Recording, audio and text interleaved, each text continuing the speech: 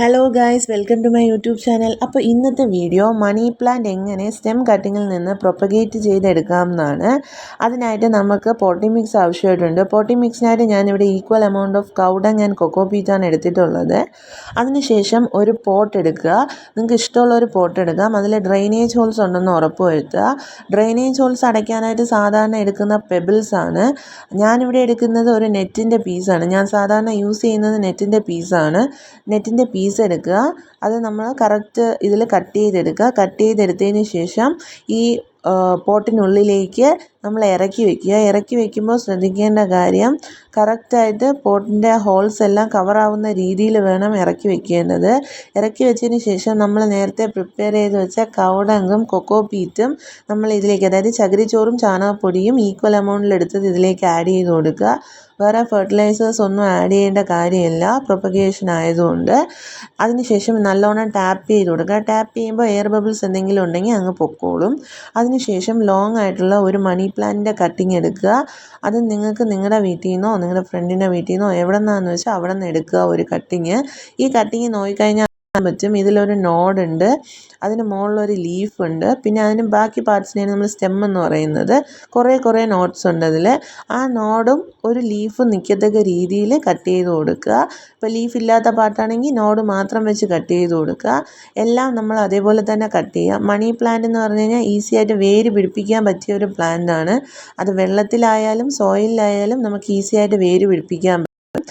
ഇതിൽ ചിലയിടത്ത് റോങ് ആയിട്ടുള്ള റൂട്ട്സ് ഉണ്ടാവും. നമ്മൾ വീഡിയോയിൽ കാണുന്ന പോലെ റോങ് ആയിട്ടുള്ള റൂട്ട്സ് ഉണ്ടാവും. അപ്പോൾ അവിടെ നമ്മൾ ആ ലോങ് ആയിട്ടുള്ള റൂട്ട്സ് ഞാൻ കട്ട് ചെയ്ത് കൊടുക്കുക. പേടിക്കേണ്ട കാര്യമൊന്നുമില്ല. അതിൽ ഇനി സോയിലിൽ വെക്കുമ്പോൾ പുതിയ റൂട്ട്സ് വന്നോളും. നമ്മൾ ഈ വീഡിയോയിൽ കാണുന്ന പോലെ കട്ട് ചെയ്ത് കൊടുക്കുക. പറയുന്നതിനെക്കാട്ടിയും കൂടുതൽ കാണുമ്പോൾ നിങ്ങൾക്ക് മനസ്സിലാവും എങ്ങനെയാണ് കട്ട് ചെയ്യേണ്ടതെന്ന്. അപ്പോൾ ഫുള്ളായിട്ട് കട്ട് ചെയ്തതിന് ശേഷം അതിൽ എക്സ്ട്രാ ബ്രാഞ്ചിൻ്റെ അവിടെ ഉള്ള പാർട്സിനെയും കൂടെ നമ്മൾ ഞാൻ കട്ട് ചെയ്ത് കൊടുക്കുന്നുണ്ട്.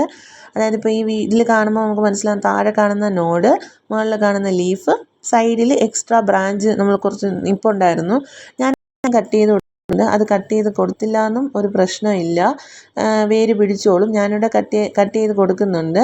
കട്ട് ചെയ്ത് കൊടുത്തു കഴിഞ്ഞാൽ എല്ലാം ഒരുപോലെ നല്ല ഭംഗിയായിട്ട് ഇരിക്കും നമ്മൾ വേര് പിടിപ്പിച്ചെടുക്കുമ്പോൾ. അത്രമാത്രമേ ഉള്ളൂ. വേറെ അത് നിർത്തിയത് കൊണ്ട് വേറെ പ്രശ്നമൊന്നുമില്ല. നമ്മളങ്ങനെ എല്ലാം ചെയ്തെടുക്കുക. ഇതിൽ കുറേ ലീഫ് ഇല്ലാത്ത വെറും നോഡ് മാത്രമുള്ള പാട്ടുണ്ട്. അതിൽ ലീഫ് ഇല്ല, വെറും നോഡ് മാത്രമേ അതിലുള്ളൂ. ഇപ്പം ലീഫും ഉണ്ട്, കണ്ടില്ലേ? ഇതിൽ ലീഫും ഉണ്ട്, നോഡും ഉണ്ട്. പക്ഷെ അപ്പുറത്ത് കാണുന്ന ഞാൻ കയ്യിലിപ്പോൾ എടുക്കുന്നതിൽ നോഡ് മാത്രമേ ഉള്ളൂ. ആ നോഡ് മാത്രമുള്ളതും കളയേണ്ട കാര്യമില്ല. അതിലും റൂട്ട്സ് വന്നോളും, പുതിയ ലീഫ് വന്നോളും അതിൽ. അത് കളയേണ്ട കാര്യമില്ല.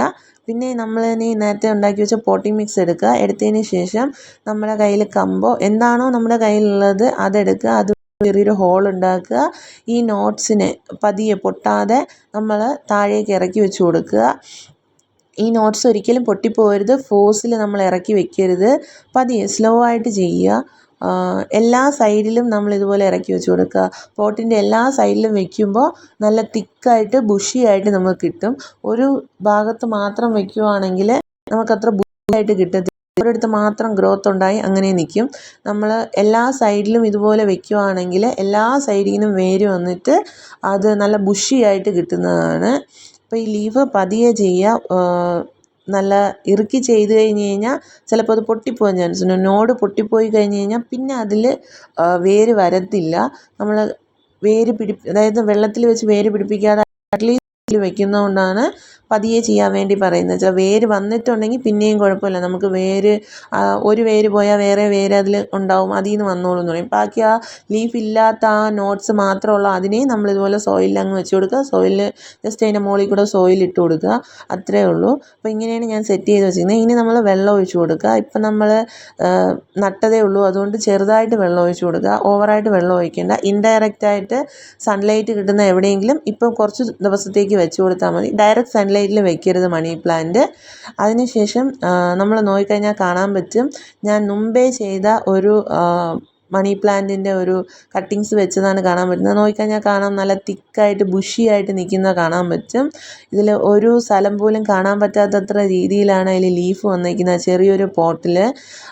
കണ്ടില്ലേ, ഇത് നമ്മൾ നമ്മുടെ ടേബിളിൻ്റെ സെൻറ്റർ പീസായിട്ടോ അല്ലെങ്കിൽ വീട്ടിൻ്റെ കോർണറിൽ എവിടെയാണെന്ന് വെച്ചാൽ നിങ്ങൾക്ക് ഇഷ്ടമുള്ളതുപോലെ വയ്ക്കാം. കണ്ടില്ലേ എന്ത് നല്ല രസമായിട്ടാണ് നിൽക്കുന്നതെന്ന്.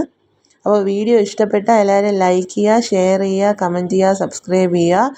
ഇനിയുള്ള വീഡിയോസും ഇടുന്നത് കാണാൻ മറക്കരുത്. Thank you.